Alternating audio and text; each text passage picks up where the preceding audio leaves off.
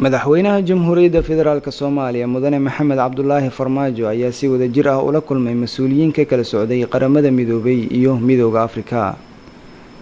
Mas'uuliyiintan ka kala socotay qaramada midoobay iyo midowga Afrika ayaa uga mahadceliyay madaxweyne Farmaajo dadaalada dib u heshiisiinta uu dalka ka wado iyagoo soo dhaweeyay talaabadii uu u qaaday xalinta khilaafka baarlamaanka Soomaaliya. Ana ay muujiyeen sida ay beesha caalamka uga go'an tahay inay garab istaagto Soomaaliya. Kulanka oo ay goobjoog ka ahaayeen danjirayaasha gaarka ah ee qaramada midoobay iyo midowga Afrika u qaabilsan arrimaha Soomaaliya Michael Keating iyo Francisco Madeira ayuu madaxweyne Farmaajo waxa uu kaga hadlay ahmiyadda dhismaha ciidanka u leedahay dawladda uu hogaaminayo. Sidoo kale madaxweyne Farmaajo waxa uu xusay inuu ku rajo weyn yahay inay ku filnaan doonaan amniga dalka.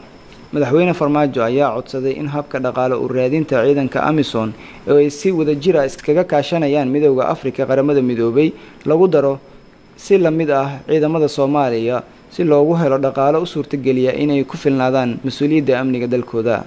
Kulanka oo sidoo kale looga hadlay arrimaha dib u heshiisiinta, tayeynta ciidanka iyo la dagaalanka argagixisada ayaa madaxweyne Farmaajo waxa uu ka hadlay qorshaha dawladda Soomaaliya ee ku aadan la dagaalanka argagixisada iyadoo uu markasta laga fakarayo yareynta khatar soo gaari karta dadka rayidka ah.